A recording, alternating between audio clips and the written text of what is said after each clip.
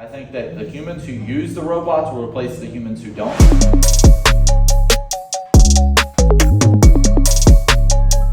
So I just gave a speech to the Rotary Club of Lake Wylie about ChatGPT and how you can use it inside of your business and about what it is and the basics of it. So in this video, you're gonna watch the full presentation of the basics of generative AI.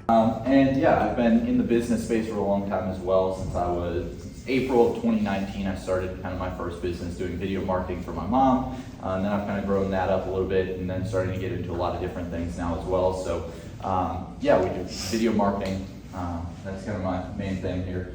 But yeah, we are using AI, a good bit, trying to stay innovative and on top of things. So always looking for, new innovations, new ideas, stuff like that. So I've been looking at ChatGPT and all that stuff for a long time, since before it was like cool.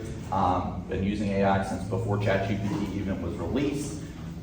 So it's a big part of not just the business, but also being able to use it in, learning new things and that kind of stuff as well. So the first thing I kind of want to talk about is what is ChatGPT. I don't know how familiar everyone is with it and AI in general, but basically what it does is it generates text. So it doesn't just spit out a result like you would get on Google. So if you search something up on Google, you might get a blog post or something like that. If you search it in ChatGPT, it's going to try to generate something that would sound like it's coming from a human. So it's going to generate, the goal is to generate human-like conversations between you and the AI. So there's a lot of different things you can do with that, but it's very great for research. You might search for something by asking ChatGPT questions versus just asking stuff to Google.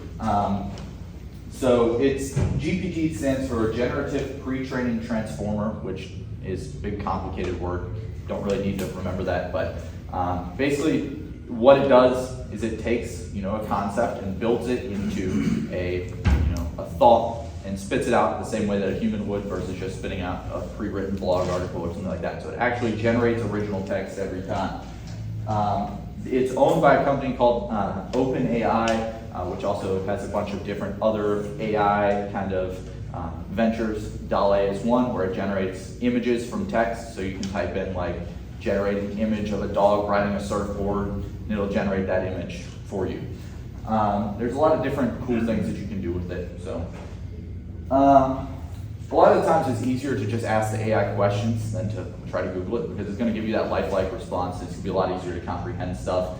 You can get a lot of different answers a lot more directly. So recently what I've been using is a software called Bard, which is owned by Google, which will give you a lot better results than Google itself will, because it takes sources from a lot of different places and gives you those results on a real-time basis.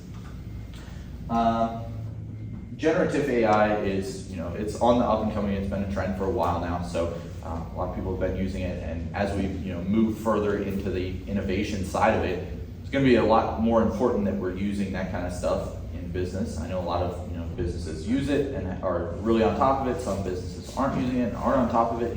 And if you can stay on top of it, you're really going to prevent yourself from being replaceable. I know a lot of people are like, well, AI is taking away a lot of jobs. Yes, it is, but so did the tractor, right? The tractor took away a lot of jobs as well, but we learned to have better jobs. They're more, they're used a lot better to actually grow businesses and grow the world. So that's kind of my thoughts on that whole side of things of taking away jobs. I think that a lot of times it might take away jobs, but it might also give you a lot more jobs to build out the AIs, make it better.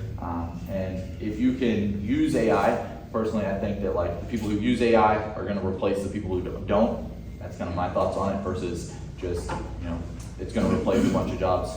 So if you can get really good at using the AI and using it to make your writing better, or make your copy better, whatever you're doing with that AI, it's going to be a lot better off for you. So obviously, if you have any questions, by the way, just ask. Just shout out anyway, anytime throughout. But a big thing that a lot of people are, AI is a pretty complex concept, but I'm trying to break it down in a simpler way so that everyone can kind of understand the basics of it, and then from there you can get a lot more complicated in it. But kind of one of the things I want to do is kind of show you how the AI actually works by using ChatGPT here. So I'll just pull this up on the computer. Zack, is there an app? So yeah, there's a mobile app if you want to do it from your phone. You can also go to chat.openai.com or just Google ChatGPT, it'll pop up. You can do a lot of different, there's a lot of different ways to use it. There's a lot of different apps that use it in a specific way. So like one of my favorites is Jasper. Jasper does a lot of different copy specifically for like certain types of businesses or certain types of marketing. So in the case of Jasper, like you can look up like real estate listings, for instance. You can tell it, okay, generate this real estate listing. It'll give you some different prompts that'll say, okay, describe the real estate listing, and it'll spit something out for you. So there's a lot of different apps that are I've used it for descriptions. Yeah, there's a lot of different apps that will, kind of spit out certain things for you that use AI and use ChatGPT. But ChatGPT is completely free. So there is a paid version of it, but you don't have to have the paid version. The paid version gets you access to like the newest and the most up-to-date version of the software. So they only update the software every once in a while. The free version will get you up to about September 2021. It's read about 75 to 80% of everything on the internet up to that point. And then the newer version, if you pay for it, it'll give you the updated version up to like 2023. Who do you think needs to, what would be you explain the difference in the 3.5 versus 4? Mm-hmm. Who's paying for the 4? Like at what point would you think it would be worth somebody to pay for that? So yeah, so if you use it a lot more, sometimes you can use it. It all just kind of depends. I use it a lot. I know my mom uses it a lot too, so she pays for it for the paid version. It's just kind of all up to preference. Like you can definitely use it completely for free, but if you're using it really heavy, you probably want the paid version. Like I said, I use Jasper, so I pay for Jasper, which has the equivalent of the paid version on it. So that's kind of how I go about it. But it kind of depends how much you're using it and how much of your business depends on it. So in ChatGPT, you can see over here I have a bunch of different windows of stuff that I've asked it in the past. But the way that you want to use it is just talk to it like it's a human. So you can ask it, any sort of questions that you would ask a human, and it'll spit out that lifelike response. So you can tell it like, give me a sample real estate listing.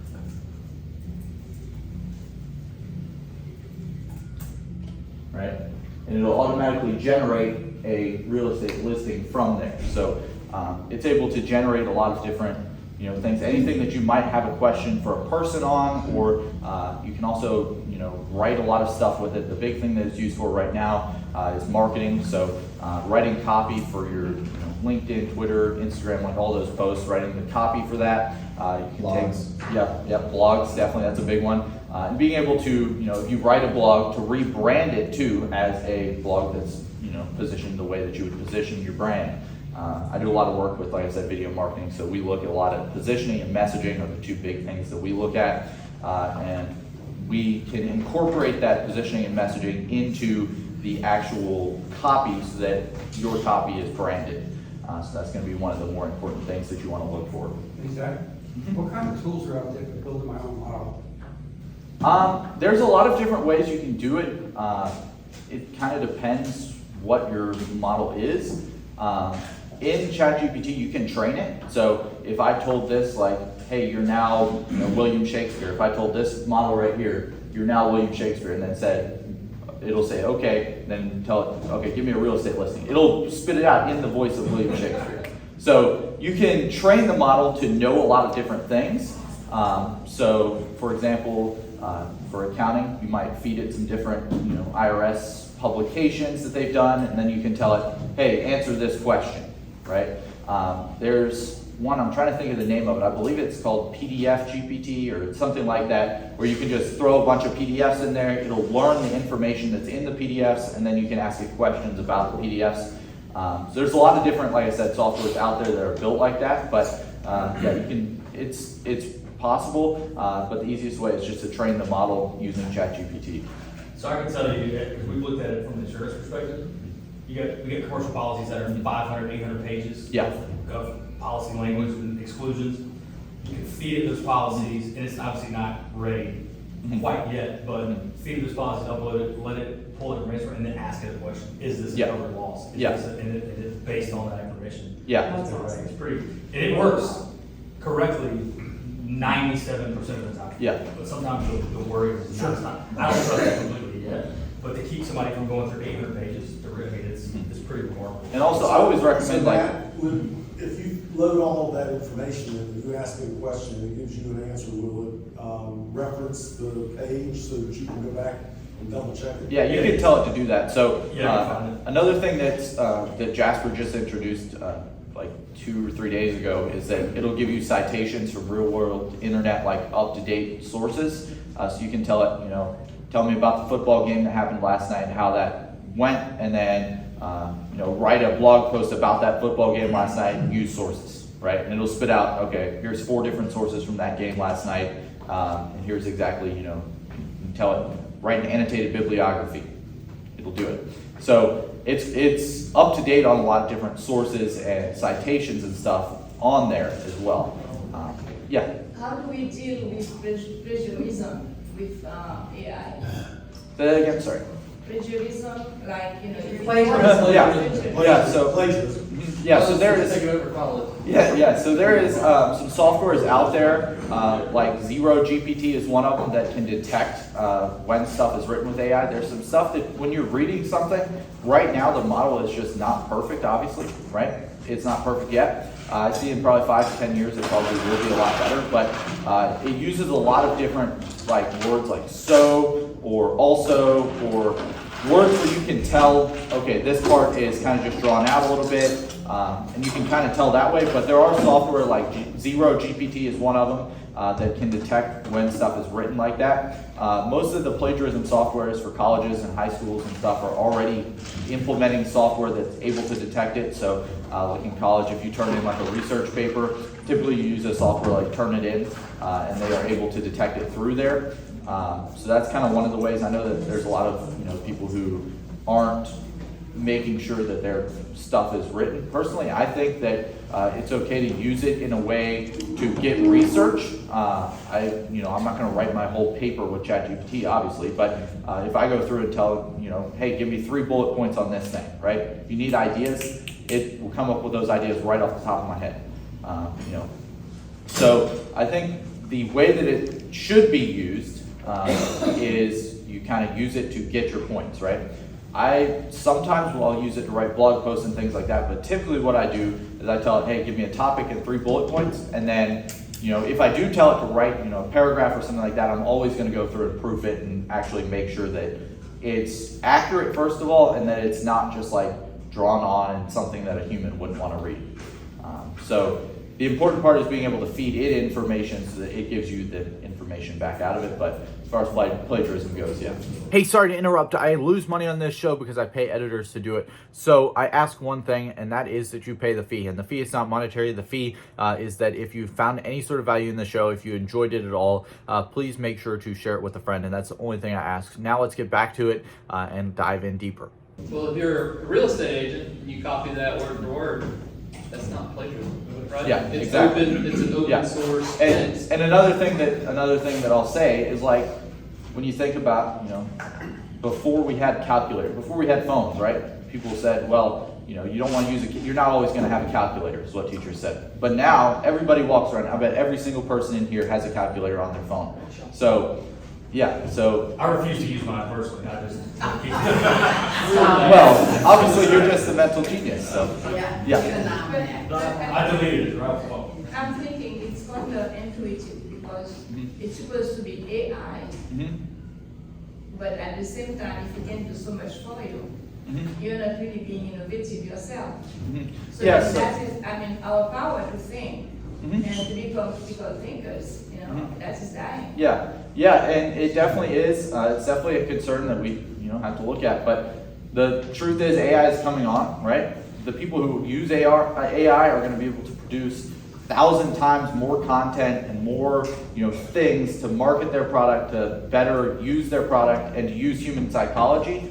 The truth is, it just knows things that it knows so much more than any human could possibly know because it spits out so much it's studied so much information, right? What happened to quality?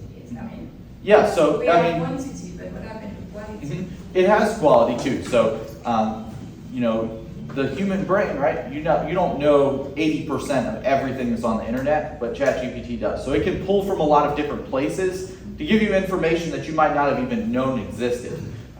So that's kind of, when it comes to quality, yeah, sometimes there's lower quality writing that's with AI, and sometimes there's lower quality writing that comes from humans.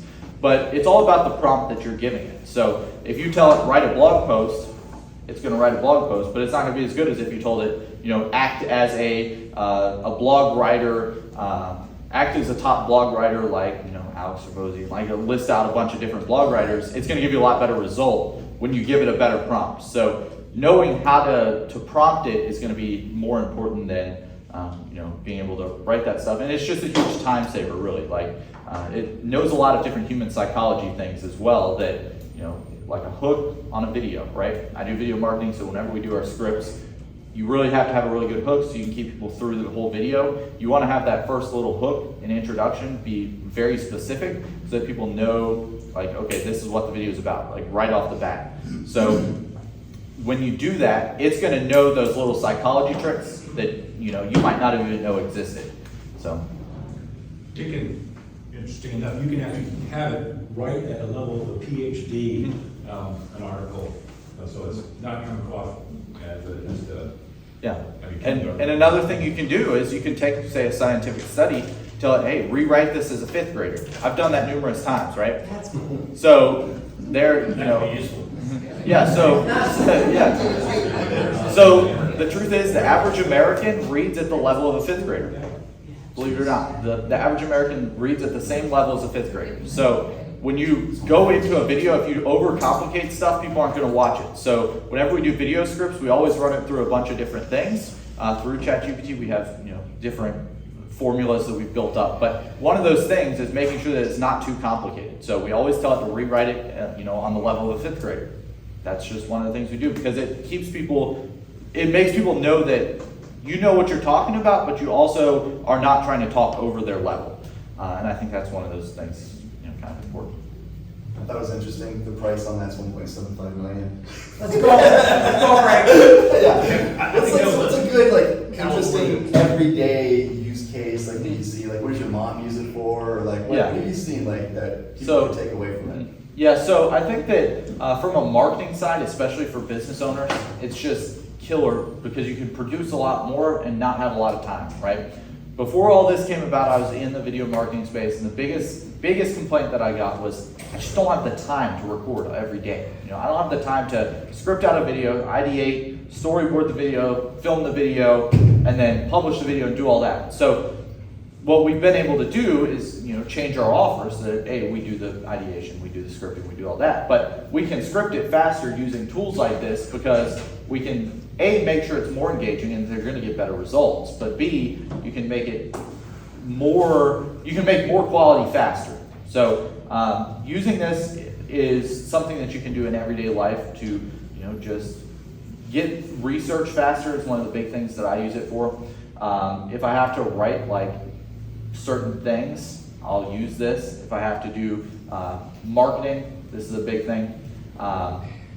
You can also use it to, one of the things we do is outbound DMs, right? So sending outbound messages on Instagram, Twitter, LinkedIn, Facebook, all those platforms to prospects. So we have a Google Sheet set up. This is just a kind of example of how it can get kind of complicated. We have a Google Sheet set up. ChatGPT automatically sources the name, the company, and all of that, and their website, goes through it, looks at what's their product, adds that to the custom DM, writes a custom DM for probably 1,000 people in about 30 seconds that talks about their product. So there's a lot of different super complex things that you can do, and there's a lot of different really simple things you can do. But on an everyday life thing, probably the biggest thing is research and marketing are going to be your 2 biggest things that you want to use it for. My husband used it for a letter to the editor. Mm-hmm.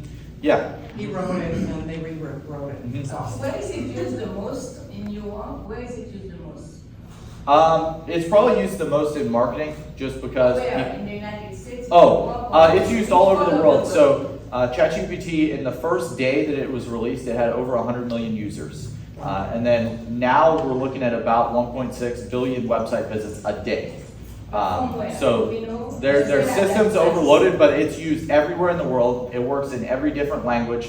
It's, like we said, it's read, about 80% of the internet. So it knows every sort of language. It can translate stuff for you as well. And it's able to write, fluently versus, You know, if you're in a Spanish class and you're looking up, okay, here's how do you translate this sentence, it's going to spit out word, word, word. This is going to spit out words, right? It's going to actually make it flow and make it fluent. So another great use for this is translating things. If you tell it to write something in Spanish, it can do that as well. So have you done with anything with images? So Yeah, like so you we can do- say my T-ball team's the Sharks. We're playing baseball. Make me 6 logos, and it'll just give me 6 logos. Yeah, so for images, I use the Canva AI generator. You can also use with ChatGPT, you can use DALL-E, but I found the Canva one's a little bit better. It's completely free as well, but you can kind of do it. It's not great yet, but Photoshop is making a huge innovation right now with generative images. So you can take, you know, if you took an image, right now the way we're using it in video is if I took a shot right here, right? I can add stuff on over here. So I could say add a photo right, add a picture frame right there, right, in Photoshop. And it'll add a picture frame there that looks perfect, right? So there's a lot of different things that you can use it for as far as images go, but it's not gonna spit out a perfect image. It still is not good at words. It's not good at hands or limbs. And sometimes it can do a really good job, but sometimes it just isn't there yet. But the images I see will probably be a lot more useful in the future. Do you think we could stage houses? Yeah. There's actually an Yep. app for that. No, I know, I've used it, but I Well, just wondered if it's, yeah. Yeah, well, there's one though that now that they rolled out that, like, if someone's wanting to buy a home but possibly remodel it, it'll remove walls and show that exact house, but what Yeah, it would that's look cool. like with their thing that they wanna do. To go back to your point of teaching it, like to talk like you, so the tip that I learned in another class was that you can have ChatGPT write a bio for you. Like, you know, I'm Jennifer Cornigan, I'm a real estate agent, blah, blah, blah, and I, you know, like to use a lot of emojis when I write, whatever you wanna tell it, and then save that to your phone, so that every time you start a new conversation, you post that in, so then it writes everything as though you're writing it. Yeah, so what I do for that is I actually have a copywriter, like a real person, believe it or not, who does my copy as well for some different things. And what we go through a bunch of different exercises, but I take most of my clients through these exercises as well, but the exercise of positioning your brand. So finding out who are you, what do you offer, who are your people, what do you deliver, and why are you special, different, or the one? Well, if you can put all that into a sentence, if you read the sentence that I believe Mary posted on the Facebook page, that was, you know, started out as like for serial entrepreneurs or something like that, that's on that Facebook page, that's my positioning statement. So that's basically what I feed ChatGPT every time. And then I also have a list of messaging. So, you know, there's a bunch of different little phrases that I use throughout my copy. And when I can feed that to there, I get perfect branded copy every time, and people can't really tell that I didn't write it. Yeah. So being able to plug in something that's actually in your voice is going to be a lot better. Another thing you can do is take, you know, if you have a blog post already that you've written, you can take it and tell it, okay, identify the tone and brand voice of this piece of copy. It'll identify it for you, and then you can use that as well. But yeah, I really like the idea of positioning and messaging and using that in your copy as well. So OpenAI, are they public or private? OpenAI is private, but they are completely free, so all their resources are free, but they are a private company. It's a privately owned. Where is it based? I believe it's based in California, I believe. I mean, it's amazing how all the stuff that you can do with it. For example, I'm working to try to, I've been teaching online for a long time, and I have some courses that are basically definitely PowerPoint. People just look at the PowerPoints and such. I'm trying to jazz it up using AI, and I just got a thing that I'm playing with that take a selfie of myself, and then I can type, and it has there's some prompts that you get your voices, you say different things, so it will use your voice, which is perfect. And then you can actually have your Rotary website. I'm the one who said, I'm the past president of Rotary. You really should do this. Yeah. That does bring up the question along those lines, and I was talking to Angel about this morning.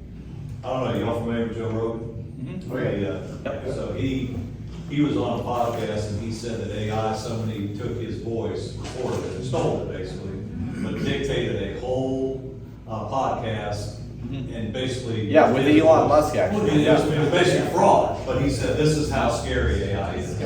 basically, and so it's interesting to me how, you know, because, I mean, this is just a general state, but whether this concept is going to be regulated, because we do have a fairly, pretty significant election coming up here in 18 months. Yeah, I agree. I think that there is a lot of different, you know, privacy and security concerns with it that have been, you know, posed. Then the other question, raise my kids.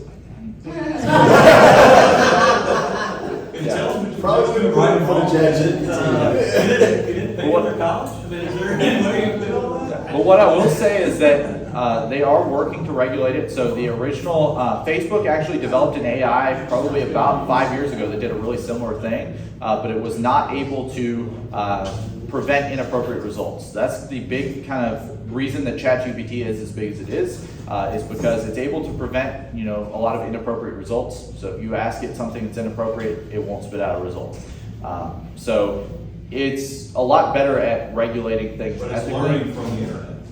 Yeah, so 80%. yeah. And growing, you know, it's gonna be 90%. Any last question for Zach? We got one last one, Mark. What are you doing for storage for all this stuff? You know, I found mine almost immediately. I ran out of storage and had to go and get a different type of something in the cloud. You gotta upgrade off the floppy drives. It's fine before you just said over 50 gigabytes. You know. Yeah, I use Google Drive. I have 6 trillion megabytes of storage at the moment. So I'll be curious of how long that will take to that. Yeah, I have Google Drive and I have probably 6 or 7 terabytes of stuff in there. So Wow. I think the only question you didn't answer, Zach, is what is the date at which the robots are gonna take over? yeah, I can't tell you a date, but I don't think that robots will necessarily replace humans. I think that the humans who use the robots will replace the humans who don't, and that's kind There you go. of the way that I think about it. Have we asked the robots? Zach, thank you so much for coming here. What's going on? So I just want to thank you personally from myself, from deep down in my heart, for watching the entire video. As we know, if you've watched some of my other videos, watch time is the most important metric on YouTube, so it really does help me a lot when you watch my videos. But if you enjoyed this video, make sure you hit that subscribe button and like this video so that I can share it with more people and so that more people can see my message. I also ask that you pay the fee. The fee is not monetary, but if you found any sort of value in this show, I ask that you share it with one like-minded individual. And if you didn't find any value, then don't share the show. I also made this video up here that I think you'll enjoy. Until next time, make sure to hit that bell so you never miss a video.